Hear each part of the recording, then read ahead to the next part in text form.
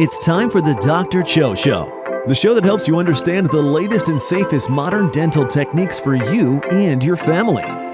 You'll become an educated dental consumer and also learn about health trends outside of the dental industry. Here's your host, Dr. Dan Cho.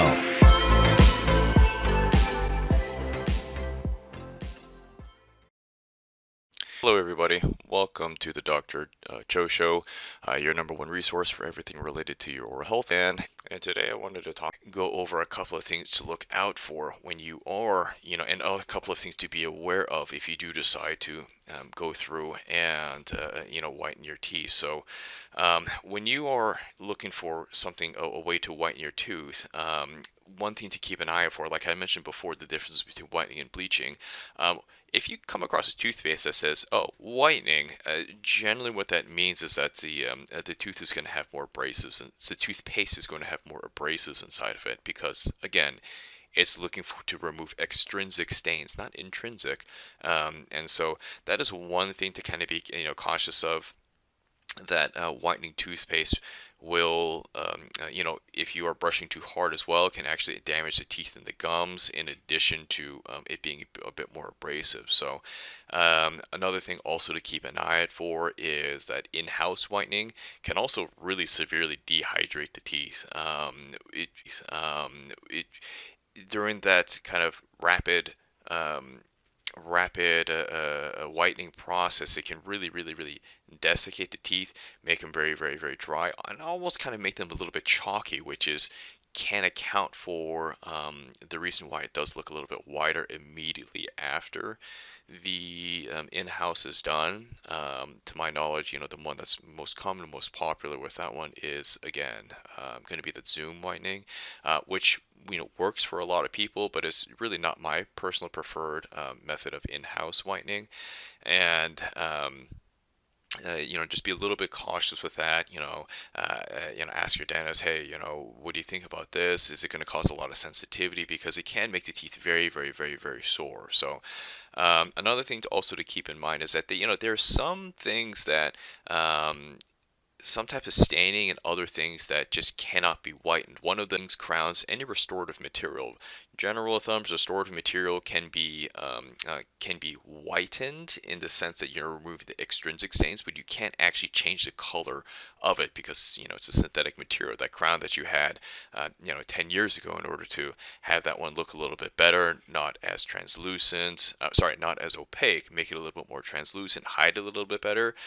Very likely, in order to really make that look really nice so that it doesn't really stick out or anything like that, really likely that you'd need to have it replaced rather than trying to use some sort of bleaching material to try to brighten up the tooth.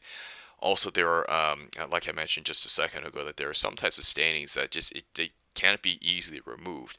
A really common one is a tetracycline staining. So not that this happens very often anymore, but many decades ago, before we knew what tetracycline did to developing teeth, tetracycline is, of course, an antibiotic, and if you were really sick during around the ages of anywhere between 4 to right up to puberty, if you had these antibiotics, one of the things that tetracycline specifically, if you had that, one of the things that can end up happening is the teeth themselves just end up very dark, and it's one of the side effects from developing permanent tooth from tetracycline. We know nowadays that that's not something that should be done, and so we don't really see it very much anymore. But for some of my older patients who had tetracycline when they were younger, that is something that is possible, but is very unlikely to completely make it disappear, to completely get rid of those stains. That was also something that takes a significantly longer amount of time. I'm talking up to 6 to 12 to sometimes 18 months. I saw a couple of case studies where there was a couple of patients who, they were able to completely remove the tetracycline staining, but it was a case study, and also took them about 18 months of, I believe it was either every day or every other day, of just bleaching to completely get rid of the tetracycline stain. So it can be done, but there are some instances where it's a little bit more difficult. There's another different type of staining where if you've had a tooth in the front that's been endodontically treated, that is, had a root canal, and hasn't had a crown, what happens over time is that tooth generally becomes a lot darker and a little bit more stained, and that's again a different type of intrinsic stain. That one is going to require a different type of bleaching. It's called a walking bleach or whatnot, but that one has to be professionally done. And so there are some certain circumstances where just the regular bleaching, even the custom combination with in-house, is something that is going to be either difficult or impossible to be able to fix. And so if that is something that you are concerned about, obviously you can contact me. I'd be more than happy to take a look at it, tell you kind of overall what I think, or just talk to your regular dentist and say, hey, I was looking to listen to the show. I really want to talk about getting my teeth whiter, but I have some concerns with this front tooth. Really, any dentist, worth their salt is going to be able to go through, take a look and say, okay, hey, Mr. Jones, yeah, we can do this. These are your options. What would you like to do? So that kind of overall in a nutshell is bleaching, whitening. And if you're to give me a call.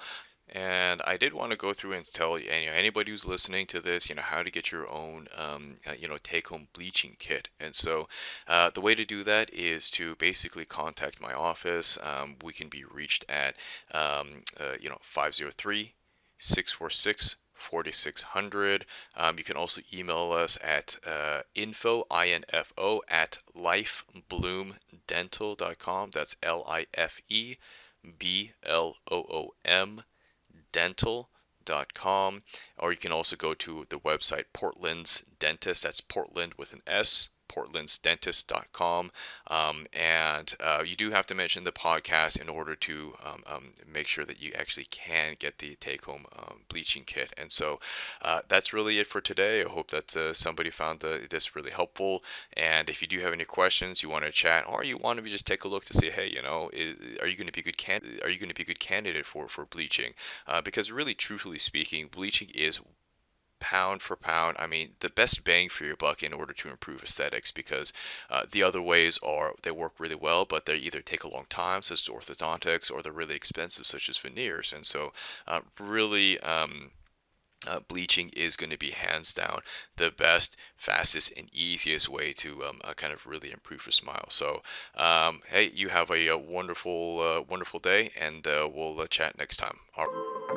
Thank you for listening to The Dr. Cho Show. If you have any questions for Dr. Cho, you can reach him at www.portlandsdentist.com or by calling his office at 503-646-4600, or feel free to send him an email at info@lifebloomdental.com.